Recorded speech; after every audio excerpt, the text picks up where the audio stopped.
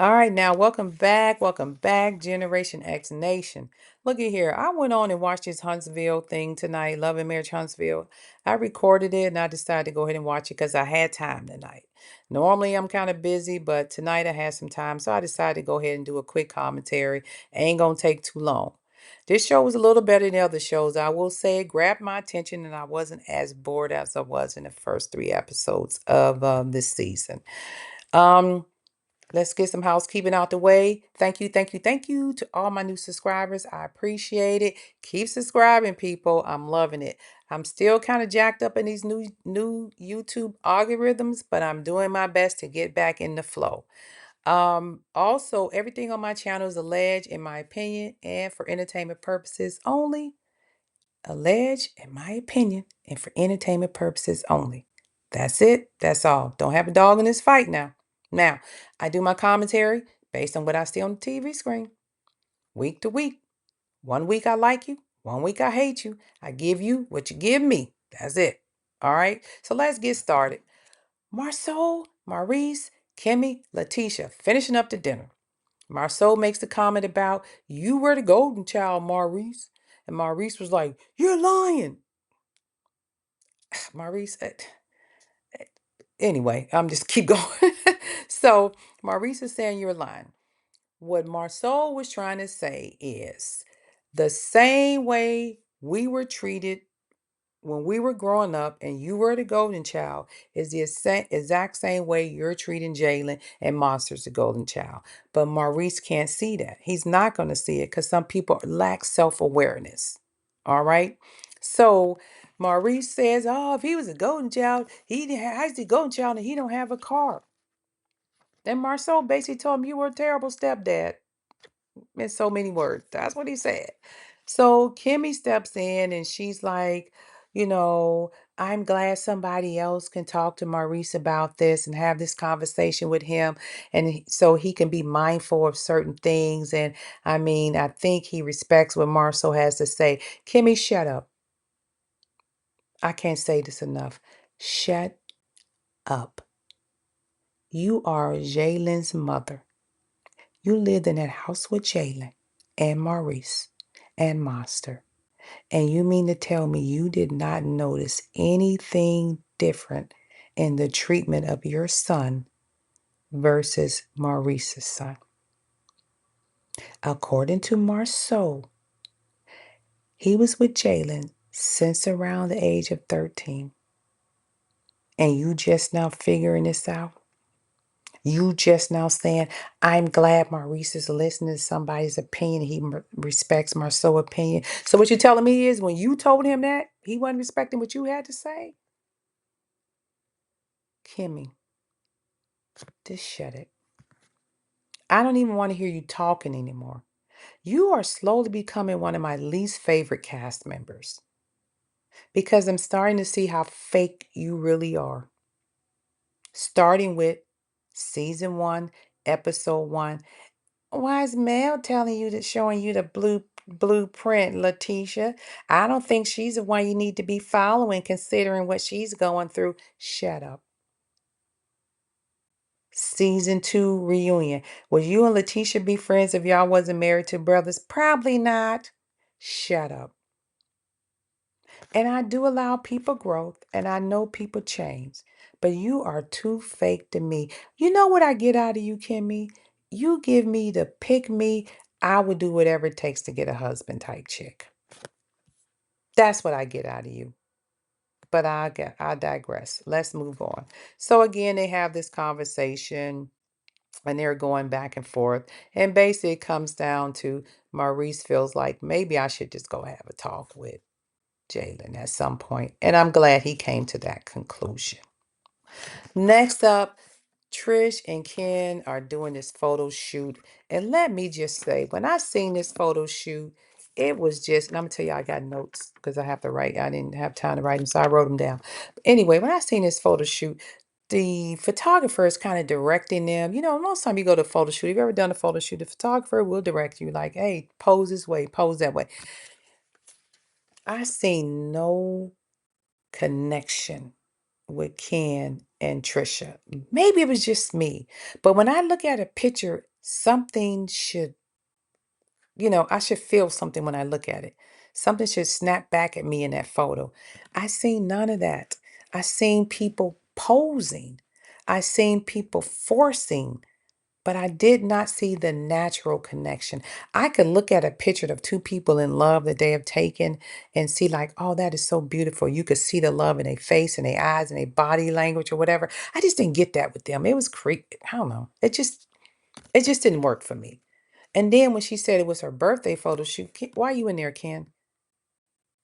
She should be there by herself. It's her photo shoot, but you asked him to be there. Trish, Ken, you are a checkbook to Trish. I don't know if you noticed that yet, but you basically are an ATM machine. I hope you figured that out yet. Maybe y'all still together. Maybe that's what you enjoy. Um, The Maurice, Marceau, and Jaylin conversation really was heavy. But I think at some point, Maurice got the gist of what they were saying. And he seen the error of his ways. And he did apologize to Jaylin. And I'm happy. That's all we wanted you to do, you know? But it seems like to me, Jaylin is happy as hell to get the hell away from y'all. I mean, Jaylin, like, hey, I took a job in Denver. I'm out of here. Maurice is like, gave him some really good advice about the pay cut. I will give you that, Maurice. I'm gonna give you kudos for that. You finally trying to do the fatherly thing and understand what your responsibilities are and how to handle certain things because apparently you wasn't doing that originally.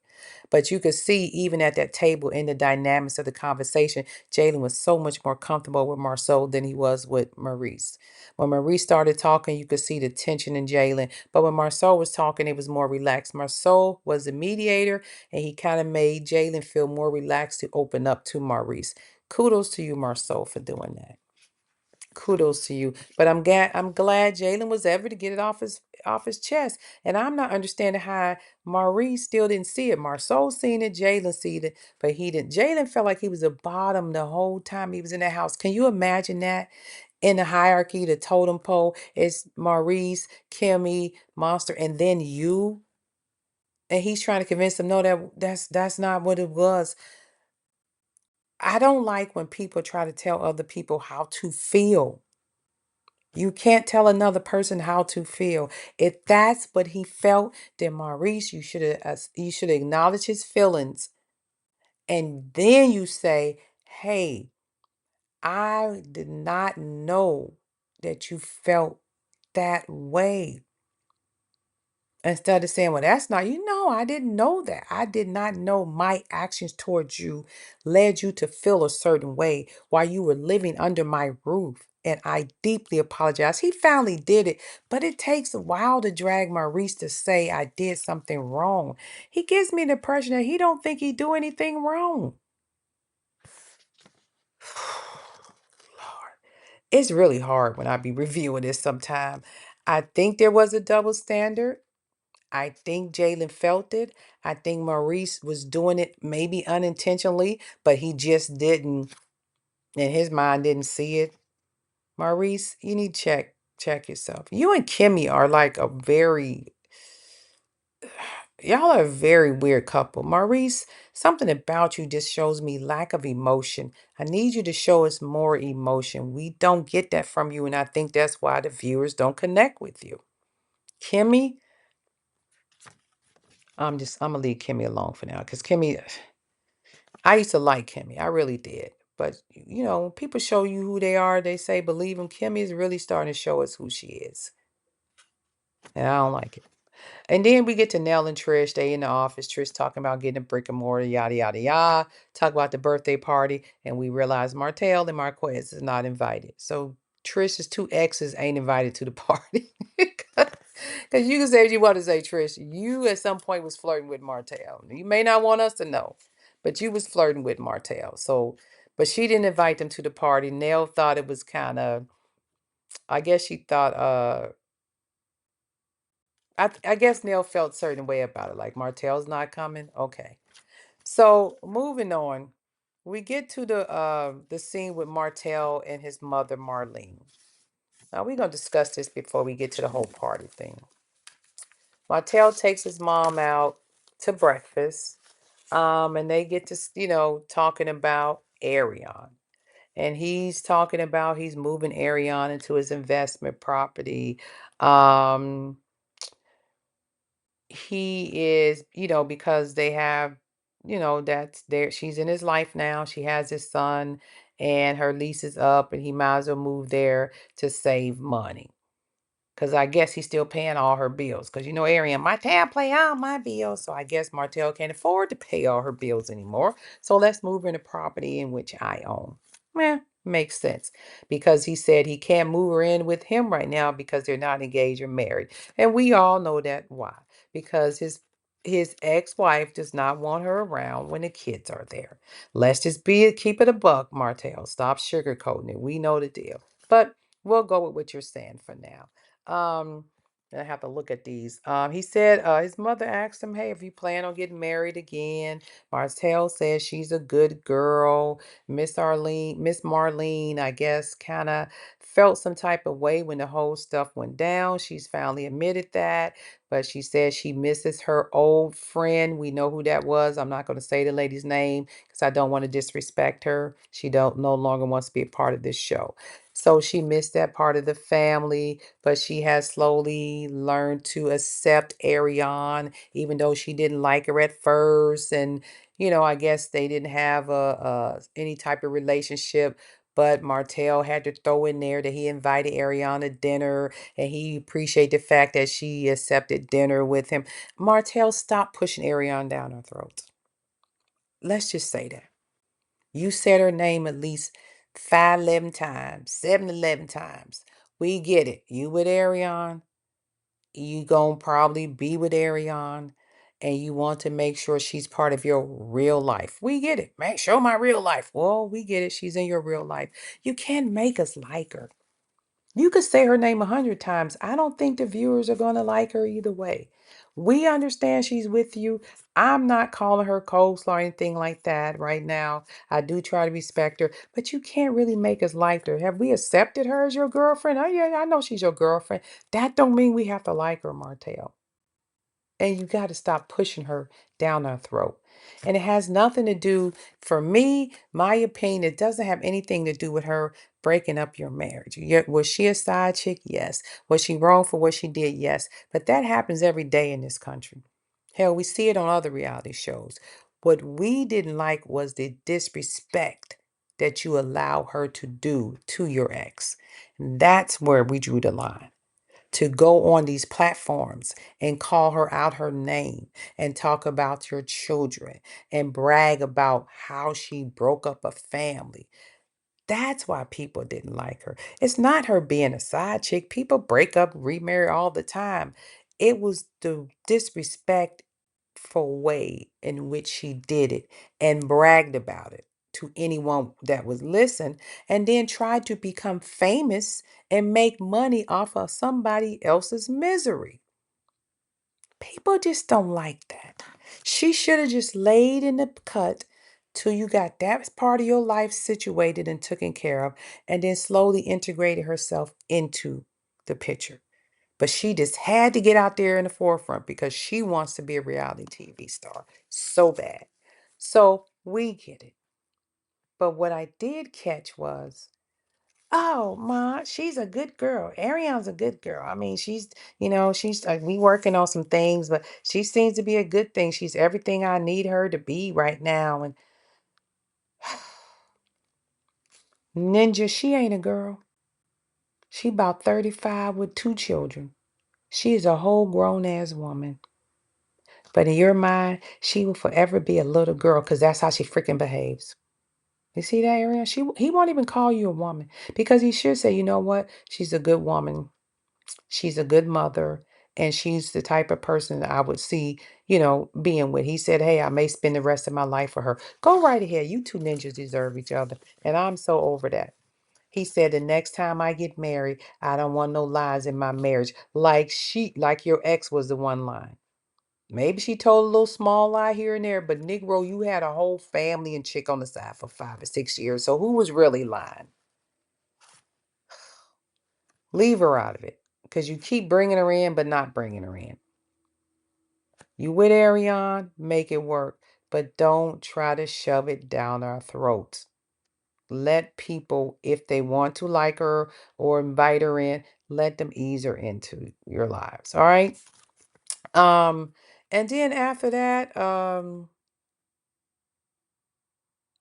his mother asked him about Marceau and Maurice, and had they, I guess, talked to anybody, any apologies. Apparently, Martell hasn't spoken to them, haven't apologized. So this explains why he's only filming with Destiny, because ain't nobody messing with him.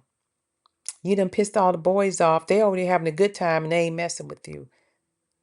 So that's why you're over there in your little world, looking sad and depressed, still talking about your ex and your Ariana moving on. Well, if your Ariana is so, Kiki in love and all of that, just go on and be with her. But you can't force the other side of the fence to want to hang out and be around you after what you two did to them. I wouldn't trust you, wouldn't want you around me, wouldn't say nothing to you. But I know eventually y'all probably start being friends again. But again, you gotta watch how you treat people. All right? You and that child, that girl, that anyway, then after that, Chris, I'm sorry. We're looking at this. Oh, Chris, Ken, Marceau, Maurice, Nell's son, they all showing up for the little party, the birthday party for Trisha. Now, Nell's son comes in, he sits down, have a seat. He's talking about, the kid, his new baby, how tired he is. He doesn't want any more children, yada, yada. They was surprised to see him there. I guess he finally got a night off. Nell and them comes in, and let me tell you something. Chris Fletcher walked in there like the black shaft. Chris looked good. Chris, give you a thumbs up on that out there. All that black with the hat and the shirt. Okay, Nell, I see you now. I see what you, all right, now. That's all I'm gonna say. So anyway, the ladies and the guys, they get in there, they chit chat and chopping it up. Then of course they all split off. And so when they split off, here go the mess. First thing first, Nell questions Letitia. Letitia don't want to answer. Nell just calls her out and say, hey, y'all always deflecting when people asking you questions. Y'all don't talk about y'all life. Y'all always hiding stuff. Y'all not open. Letitia says, what are you talking about? I'm the most open person here. And then Kimmy, I mean, what do you want us to say? Do you just want us to confess that our husbands is cheating? What do you want to know? Kimmy, shut up. I don't know what it is about Kimmy, but you're getting on my nerves. This season, Kimmy has gotten on my nerves, and I never had that happen because I actually liked Kimmy. Tisha, you do deflect. I don't know how many times when you were in hard conversations with previous castmates, you grabbed your purse, got up, and walked out. Let's keep it real, Tisha. You did that. You would get your purse. I want to talk about this. I'm going to talk to my husband. Whatever you wanted to say, and walked out that freaking door. Stop lying. You've done it several times. So you have deflected and you did not talk about conversations that they want to talk about. As soon as Nell sat down, you start questioning her. And then when Nell asks you, why can't I ask you a question? You act like that's not the case. She said, okay, then what happened with the video? I didn't watch the video. And Kimmy, I didn't watch it. I didn't watch it either. Well, if you didn't watch the video, Letitia, why was you and Marceau doing a live on Instagram or YouTube talking about the video? How could you talk about a video you didn't watch? I'm just saying, Kimmy, you said you didn't watch anymore. I didn't watch that video. But yet you sat there and said, that's not the type of chick my husband would probably be with. They could have done better. Well, if you didn't watch the video, how do you know who she was and what type of chick she was? Again, y'all do not tell the freaking truth. Stop the line. Stop the deflection. When she said your real life, here's an example, Kim. Miss Kimmy, this whole crap that's been going on with Jaylin all this time, you've been on this show how many seasons? You could have brought that up. Like, hey, Maurice, I get the feeling that you're treating Jaylin a little different than Monster. What's going on with that? Or do you know Jaylin feels like he's being treated different? Why wasn't that on film 2, 3, 4 seasons ago? Why did it take now to bring it up? Jaden is 20 plus years old, about to move to Colorado to get the hell away from all y'all. And you just not talking about it. That's something that should have been going on while Jaden was still living in your house. It could have been a storyline. And they could have hashed that out. It shouldn't have been Marceau coming in after the man, 25 years old, heading to Colorado, for us to know that the whole time he was growing up in your house under Maurice's supervision, that he didn't care for your husband. That was a storyline you could have talked about. Yeah, that's your real life. Letitia, same thing. You're not really telling. Every time somebody asks you a question about your husband, you deflect. But Marceau said I don't have to talk about that. Well, I'm not talking about that. Well, go ask my husband. Well, let me ask Marceau first. You never answer a question. Nell's right. You don't. You deflect. Instead of saying, you know what, Nell, I watched that video and I was pissed. And according to Marceau, he don't know that chick. And that's why we went on YouTube to talk about it. Now, if Ariane got something to say, she can come see me. And that's what you had to say. But you don't say nothing and then you go get your mother, your 60 plus year old mama, to fight your battles for you. And then she gets on YouTube. I don't care what you say. That's my daughter. Teacher ain't done nothing. Y'all, you put my child name in your mouth. She ain't no child. That girl damn near 40 with freaking three kids. Come on now. She can't fight her own battles. So I got a 60-year-old woman fighting with some 30-year-old girls when your daughter should be able to handle that. Just my opinion. Then after they going back and forth, you flip over to the guys. Same scenario. Why did you talk about the NDA thing? Now, Chris, you did lie now. Come on. Chris, you did say that. Now, when you repeated it back to them in that setting, you didn't say it the exact same way you were saying it when you sat down in that chair and said, well, that sounds like some Marceau and Maurice stuff, NDAs. When you said it there, you said, oh, well, because y'all, Maurice is a legal person. I said maybe they would know something about it. No, Chris, you played that one, but the playback caught you in your lie.